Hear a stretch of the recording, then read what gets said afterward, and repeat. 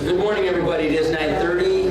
We will call the April meeting of the Wood County Board of Supervisors to order at this time. I would ask everybody to please sign in, and it looks like that has occurred. At this time, we'll call on Supervisor Hamilton. Please come forward to the invocation. And while Brad is working his way up here, I'd ask the body to please rise and then remain standing for the Pledge of Allegiance.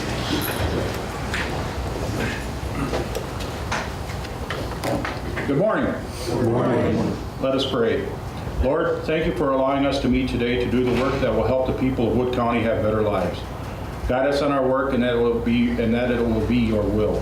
Protect our troops, both at home and abroad, and our protective services. In your name I pray. Amen. Please join in the Pledge of Allegiance. I pledge Allegiance to the flag of the United States of America and to the republic for which it stands, one nation, under God, indivisible, with liberty and justice for all.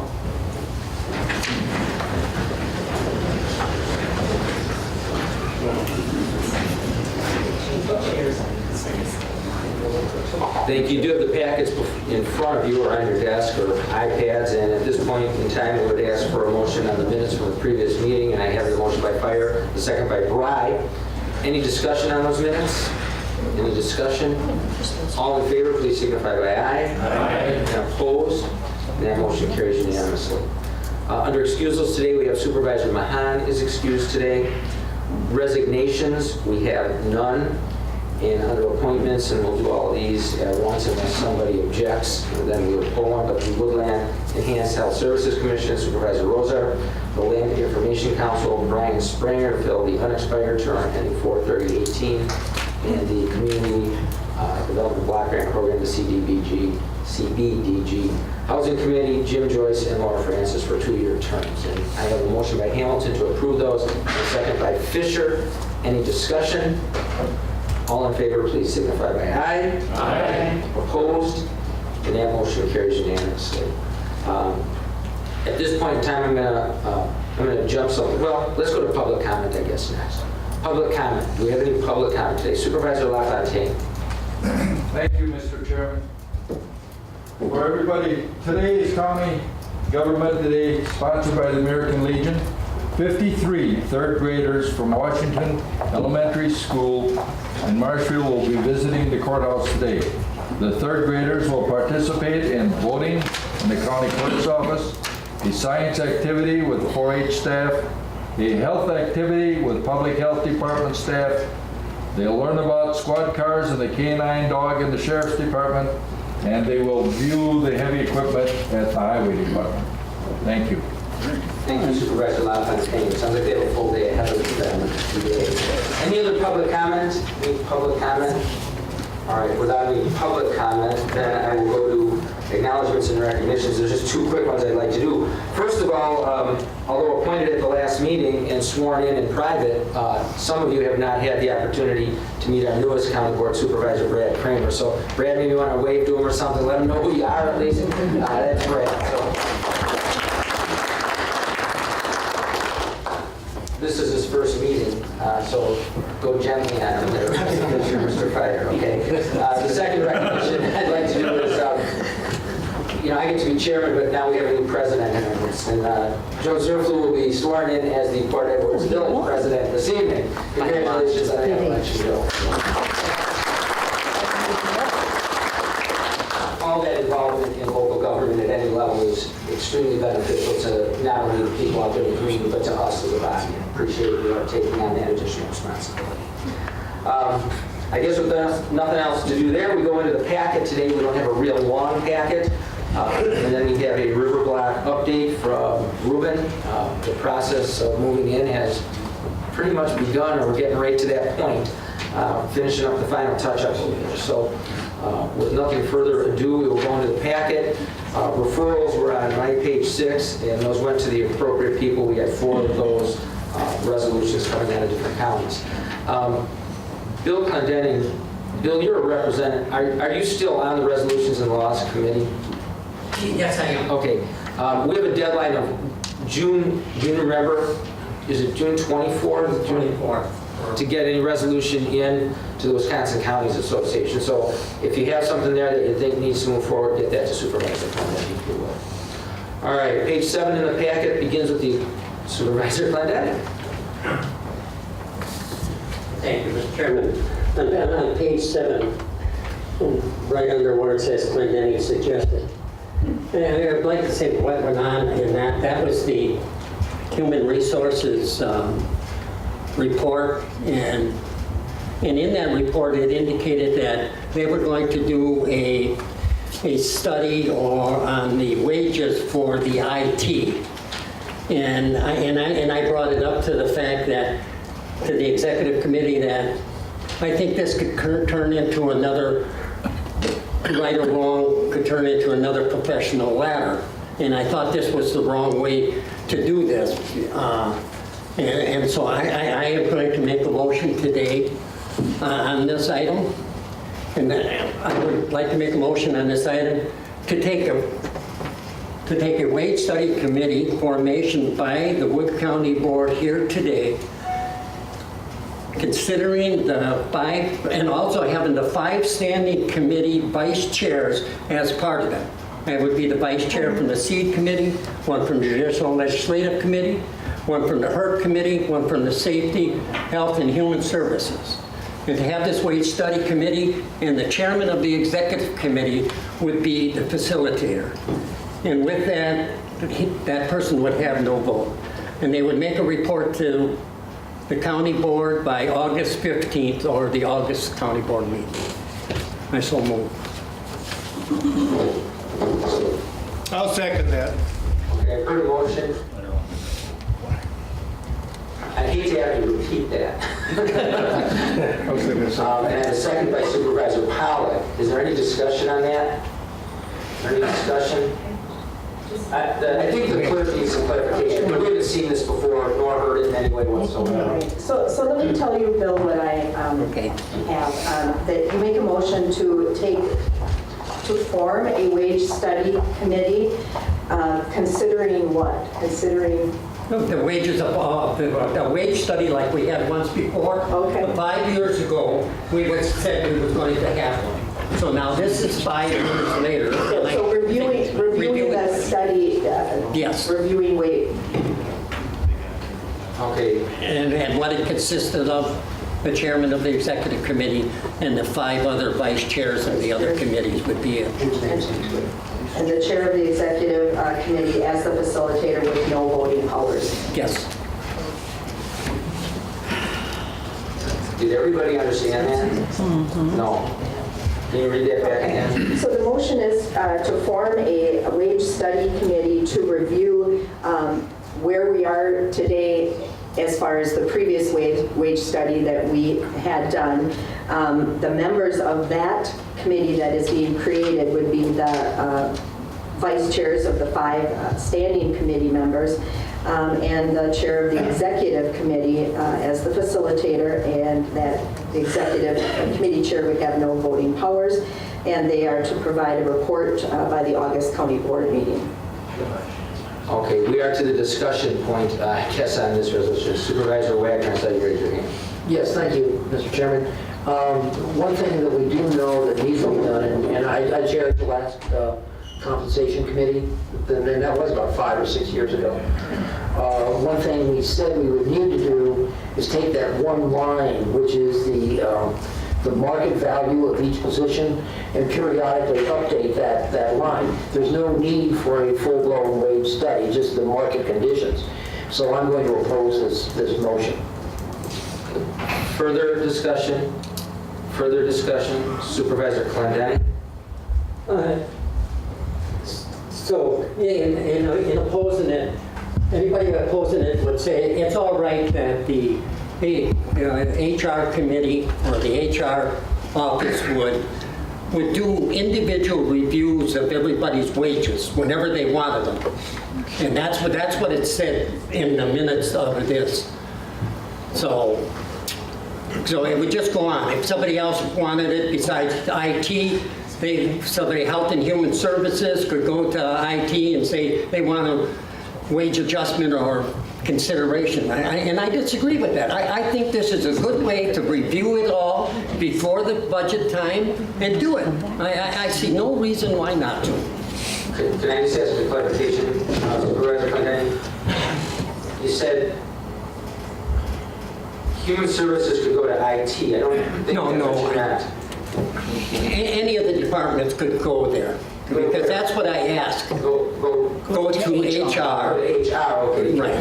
When you said human services, I wasn't sure where it was going. Yeah. Okay, further discussion? Any further discussion?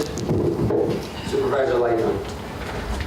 Okay, so I'm new to this. I wasn't on the county board 5 years ago, but it seems to me that period of time in some form, I don't know if it'd have to be entirely redone, but in some form, why not look back at, haven't we had, I think Portage County has hired some of our people away from us. Why not take another look in some form? I don't know if I'm saying to amend the motion, but I think 5 years is a sufficient period of time that we should look again. I'll vote for the motion. Supervisor Zurfluh. Thank you, Mr. Chairman. If I may address this to the Vice Chair. Mr. Vice Chair, what does this do to the, when we do our evaluations, I'll pick on highway right now. When we do our evaluations in the fall, we had some really good ideas where we moved some employees up 2 notches, recommended in their review. It seems like, I mean, I don't know how I'm going to vote on it, but it seems like it's going to usurp a little of our highway committee, if you understand. Can I respond? Sure. Thank you. Thank you, Mr. Zurfluh. There's a difference between the STIPs and the classifications. There are classifications at which time, if the nature of the job changes, the job description changes, then they can apply for reclassification into those wage scales. So I forget how many we've got. Let's see, I think there are like 18 scales or something like that. So if we see that someone has taken on more responsibility, we could move them from a 9 to a 10. And they could move from a step 1. They could be in a step 5 and 9 and move to a step. It used to be they could only move to a step 1 to 10. But the ability that we gave the committees is that they can move them along those steps within that pay grade to a higher rate. It's pretty complicated, but that's the thing that can happen. Basically, what we were suggesting is that market rate, and this is what Mr. Clendenning is talking about other counties hiring away from us, because we haven't given raises to keep within the market rate. We need to look at that market rate, which is, I think, the midpoint of each pay scale, the mid-step of each pay scale. So that's what has to be looked at. And now I've only been the chairman of this committee now for 2 months, and I've also only been on the executive committee for, I think, just short of a year, I think. And basically, I want to get the executive committee to budget for that study. You remember how bad the budget was this year. I didn't dare ask for the money for that market study this year. I'm going to try and squeeze it out of the budget next year if we possibly can. So that's why it's a matter of getting to it. I don't think the things that they were talking about here is, I think IT has been changing dramatically, and I think what's been going on in IT is people have been changing, the job descriptions themselves have been changing, and those kinds of classifications can be selected. The departments can select that and bring them to the executive committee for approval once they're done. So yeah, so he's right. As far as changing the classification, moving from a step 9 or from a classification 9 to 10, that does go to IT, and they send it out to our favorite people, Carlson Detman, to redo that. But the market study is something that we can do ourselves, and we don't have to use Carlson Detman for it all. We can use any consultant we wish. So that's what I hope. Does that help, Mr. Zurfluh, or did I just muddy the water some more? You won't believe this, Mr. Vice Chair, but I followed that whole dissertation. Thank you. I am so happy to hear that, sir. Thank you. Is there any other discussion? Supervisor Clendenning. Thank you, Mr. Chair.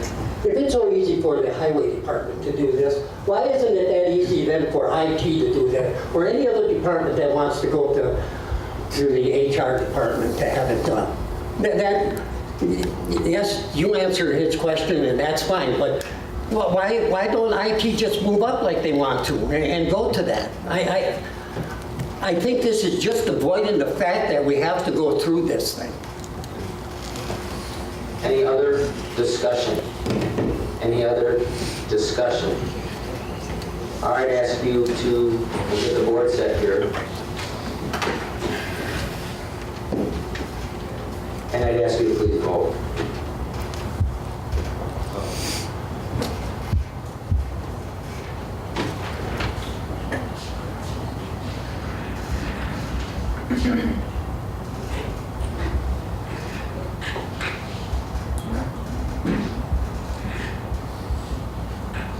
Supervisor Leichtnam and Supervisor Bry are not in yet.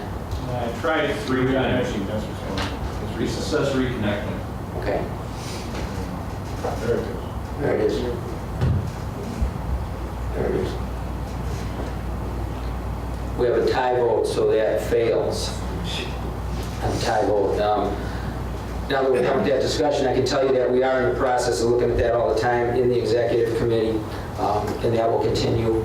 And maybe some further clarification, Supervisor Clendenning, of what it is, because I'm not sure I fully understood exactly who was going to sit and how that was going to work, and what the budget would help going forward. All right, executive committee minutes, beginning on page 7 from April 4th, along with page 8. Minutes of the executive committee, the subcommittee for the river block, and the relocation and the remodeling of the courthouse, beginning on page 11. There was a second meeting that started, was on March 31st, beginning on page 13, going through page 14. Pages 15 through 17 is the Wood County Employee Wellness Board meeting minutes. The monthly letter of comments from the Maintenance Department on 18, from Safety and Risk Management on 19, from the County Clerk's Office on page 20, monthly letter of comments for March for IT, beginning on 21 and going through 23. The Treasurer's Report, pages 24, 5, 6, and 7. Monthly letter of comments from the Finance Department on 28 and 29. Supervisor Winch. Thank you, Mr. Speaker. Is this working? It is. On page 28, we're talking about Edgewater.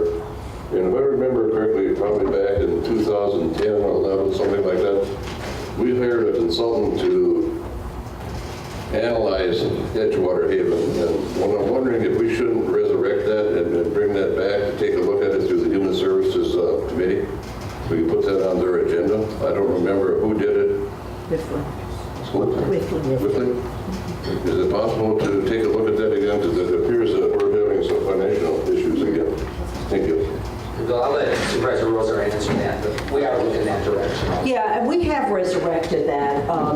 When the interim administrator took over, he was very diligent to take a look at that, and we've been almost right on target with what they said that we would do with losing 5 people a year. So we have looked at that very carefully, even though it hasn't been a specific agenda item. We have incorporated that strategic plan into our discussion as we've moved forward with plans for Edgewater Haven in the future.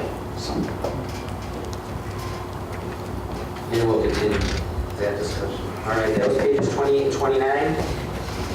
Page 30, Human Resources, monthly letter of comments, as well as 31. 32 has some recruitment information. And that brings me to the first resolution in the packet from Health and Human Services and the Executive Committee.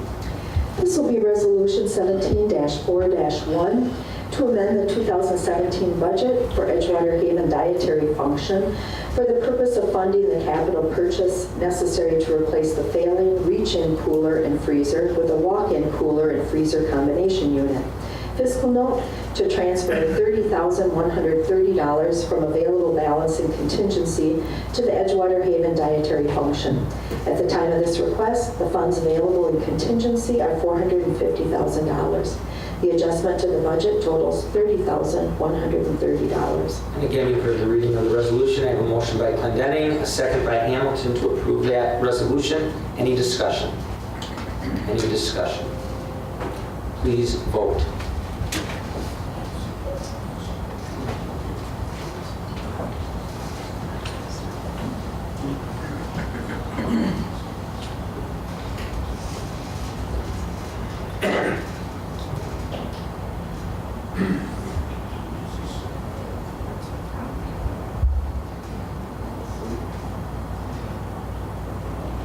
That resolution passed unanimously. That will take us to page 34 in the packet, a second resolution coming forth from the executive committee. This will be Resolution 17-4-2 to accept offer of sale of tax deeded property.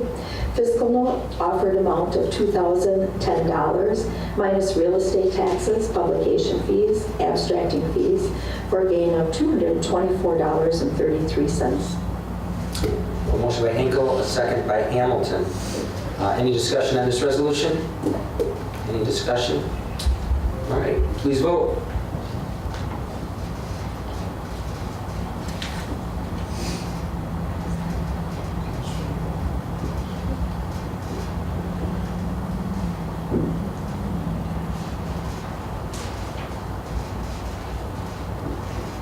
Resolution passed unanimously, 18-0. Page 35 in your packet, minutes of the Health and Human Services Committee, March 16th. Page 35, 6, 7, and 8. Monthly letter of comments from the Health Department, beginning on page 39, running through page 42. 39 to 42. Monthly letter of comments again from the Human Services Department, beginning with Director Bruins at 43 and going through page 46.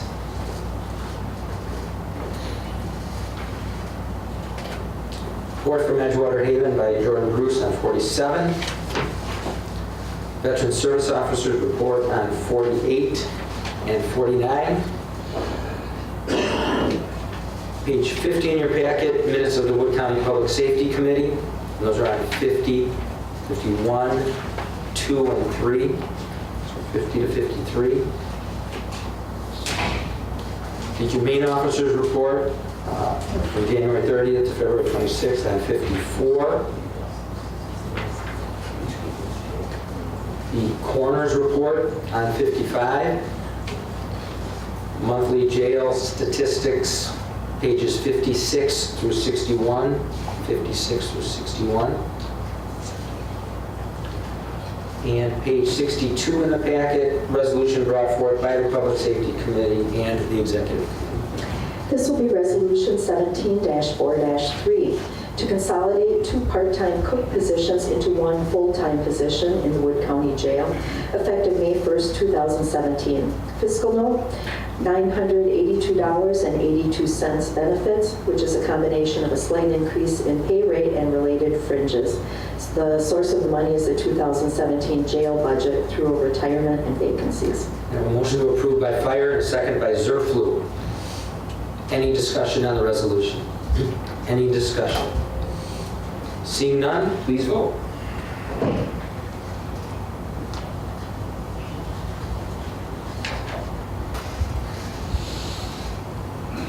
And that resolution passed unanimously, 18-0. Page 63 in your packet begins with the minutes of the Seed Committee. Their meeting from Tuesday, March 21st. Beginning on page 64, their minutes from April 5th, and those are on pages 64, 5, and 6. Supervisor Leichtnam. Thank you, Mr. Chairman. You will remember that I think it was almost a year ago, I talked to this body and what it was about. We called it Lessons from Iowa, and what happened in the city of Des Moines, 500,000 people, and their water problems, getting water from the Des Moines River and the Raccoon River with nitrates.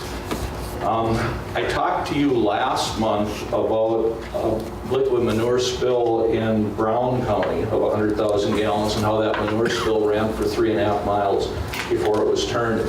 I didn't think I'd address you again, but with the coming of spring, in the last just couple of days, 2-3 weeks, an incredible amount of things have happened with water issues in the state.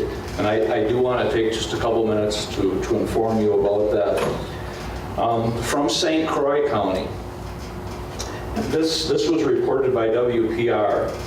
A dairy there called Emerald Sky, there was a leak in December. And the leak went on, I think, unnoticed for some time, and then unreported until March 29th. So it went on for 3 months. The DNR is still investigating that. It was reported initially to be tens of thousands of gallons.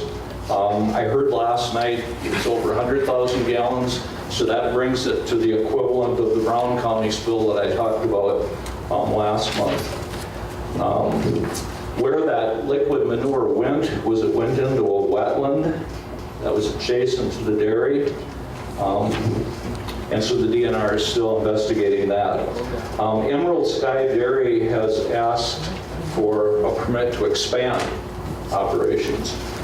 And that's at the end of March. And of course the DNR always approves those. Just listen as I go to the next, or maybe the next two, and I'll bring you back to this in a minute. Then let's go to Greene County, which is southern Wisconsin, centered around Monroe. This is April 7th, so just a week and a half ago. And this comes from Greene County Supervisor Chris Marion. Tull's Pinnacle Dairy there has received permission, a final permit, to expand their operations. And the county conservationist in Greene County put some very strict conditions on that permit approval. And so here's the interesting thing about this. The owner of that dairy, which coincidentally owned the St. Croix dairy, went to the chair of the Land and Water Conservation Committee. I guess our equivalent of that would be Hildy, with his lawyer, and demanded that vote be approved, that the permit be approved, and he threatened a lawsuit. He followed that up, again with his lawyer, and letters to all the committee members. So all of us that serve on SEED, we would have been threatened with that. And of course the irony here is it's the same owner of the two, the Western County and the Southern County. The next one comes from La Crosse County. I've got 4 that I want to talk to you about. This is the towns of Onalaska and Holland, and this was reported in the La Crosse Tribune. There, just like has happened in Wood County, nitrate levels near Onalaska, I think the western part of the town and the western part of Holland, went between 10 and 20 parts per million nitrates. You remember in Wood County at Tower Road and Highway 13, we were at 12.6. So Jim Rumbalski, the head of the La Crosse County Health Department, sent notices to 2,000 residents in those towns of Onalaska and Holland, telling them what happened. I want to read to you what she said. I have to find it here. This is the Health Department chair. Bear with me a minute as I turn pages.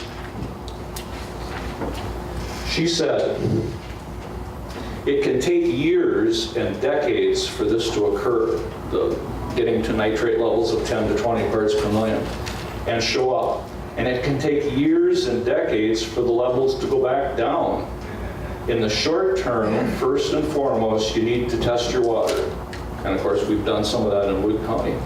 "And in the long term, we need to try to better protect our land, and so we're protecting our groundwater." Then Jennifer Schilling, who you'll remember is, was that 32, Senate District 32, I believe. Jennifer Schilling weighed in, and she said, years of Republican budget cuts and staff reductions at the Department of Natural Resources are threatening our state's drinking water and putting communities at risk. These problems aren't new, but they are certainly getting worse as major violations are being ignored and swept under the rug. If we don't act to improve enforcement standards and to protect access to clean drinking water, families are going to continue to face these serious health threats and economic challenges.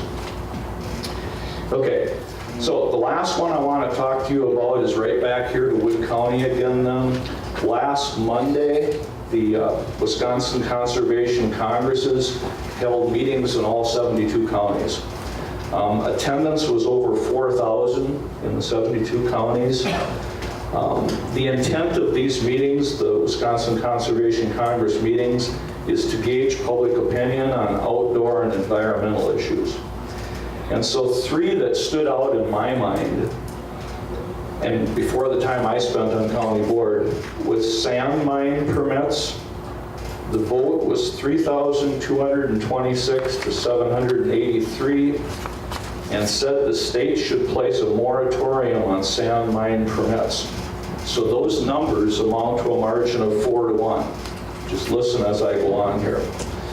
Okay, the next issue they discussed in Pittsville and across the whole state last Monday was large livestock farm permits. There the vote was 3,310 to 695. That's a margin of 5-1.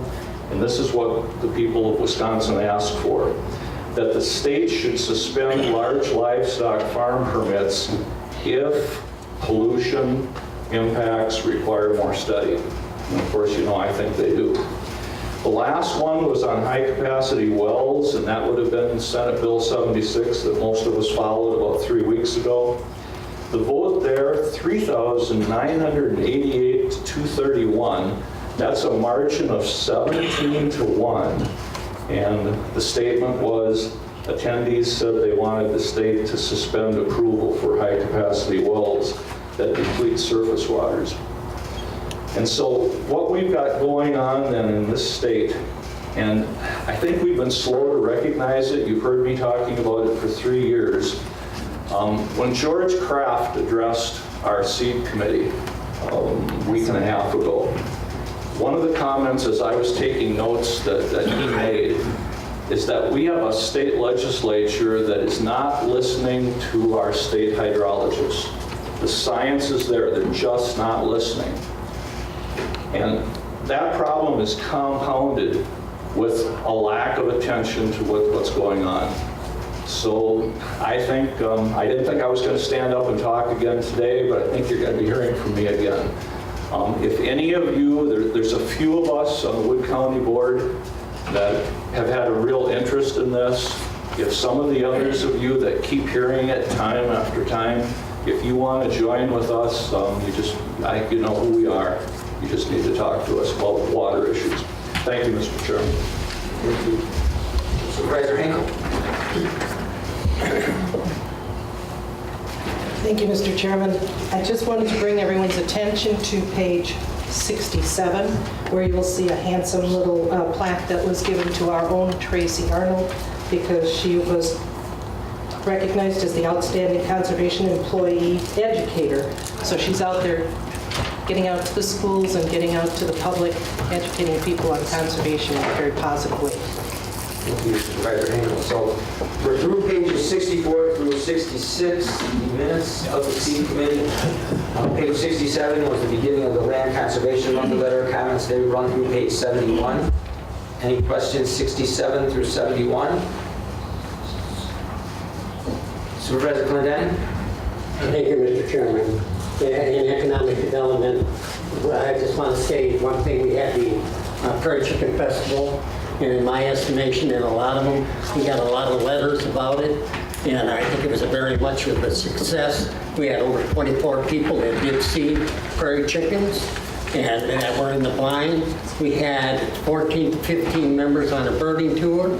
We also had 42 people at the library, and we had 44 people at the meet-in for lunch and things like that, in what we call our grand fair, our gala we had. It was very successful with a lot of speakers, and we hope to have one next year, and I'm sure we will. So I want to thank the county for the money, and it was well spent in my estimation.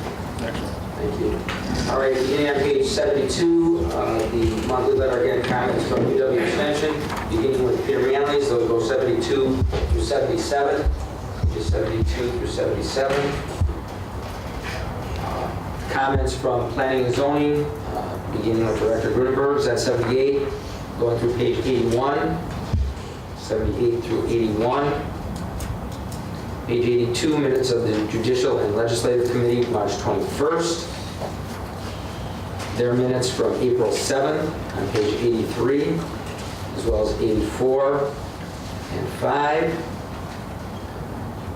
Pete Gastenholtz, our Corp Counsel's letter to that committee, his monthly letter of comments on 86. Child Support Director Ruing's report from his agency on page 87. Notice of injury and claims begin on 88, 9, 90. And then that takes us to page 91 in the packet and a resolution from the Judicial and Legislative Committee. This will be Resolution 17-4-4 to support efforts to close commercial property assessment loopholes. We have a motion by Hamilton, a second by Clendening. Any discussion on this resolution? Any discussion on the resolution? Okay, please vote.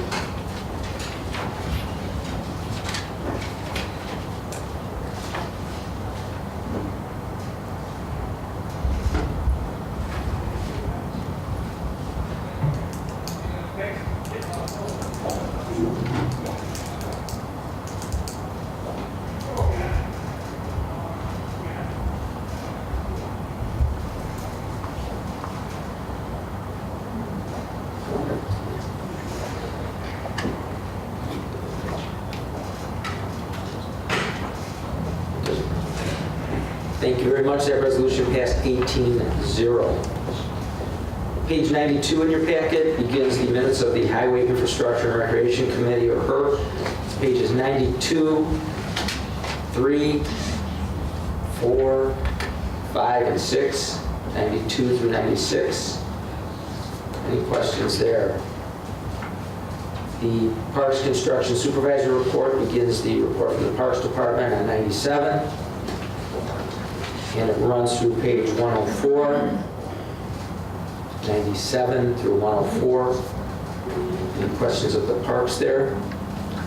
We have a project update from the Highway Department, Highway Commissioner Pazano's report on page 105.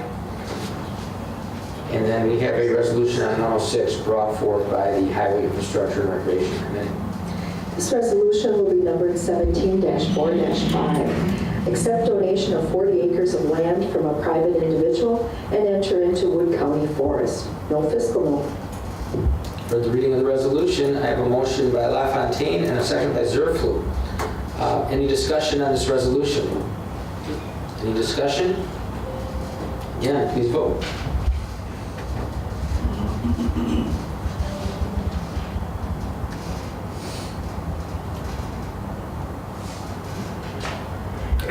And that resolution again passed 18-0. Minutes of the Aging Disability Resource Center of Central Wisconsin beginning on 107.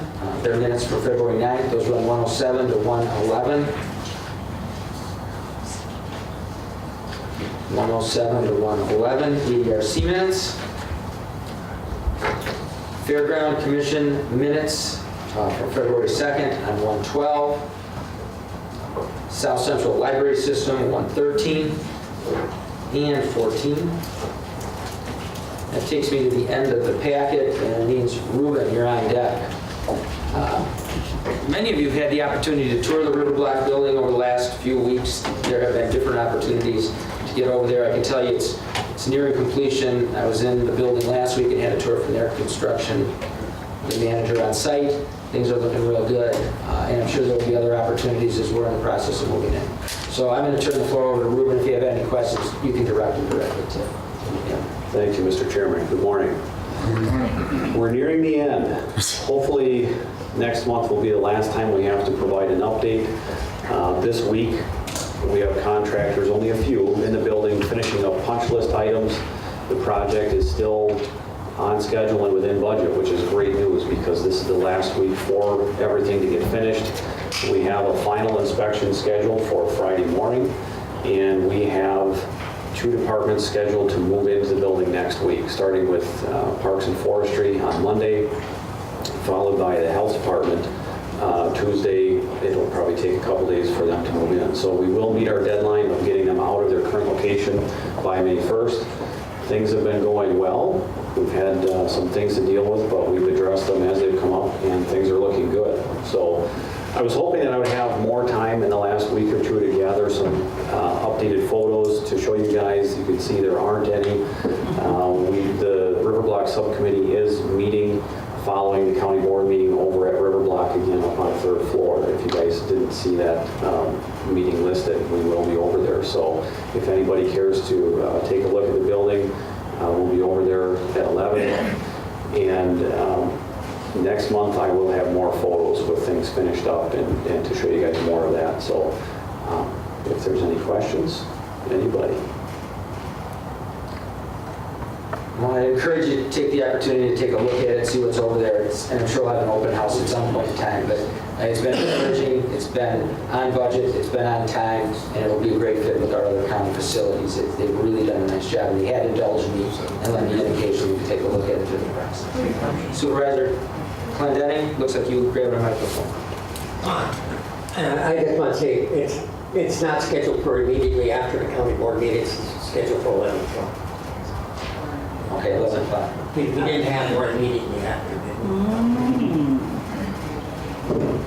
Karen Madden, I talked to Ruben about this, was in my office looking for some information about, timetables of when departments are moving over there. She's intending to do a story because obviously the public needs to know, where they go for our services. So she's going to coordinate with Ruben, and so there should be an article in the paper shortly so that people know what the status of the departments they're looking for are.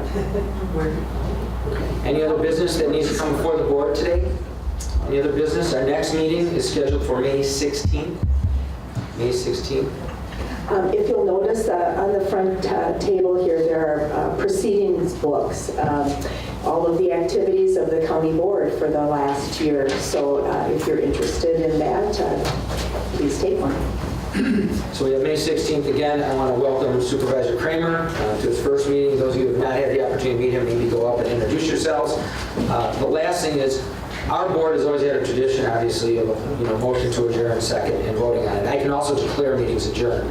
Would you prefer to do it the way we always have done it, or just declare them adjourned? Declare it adjourned. Okay.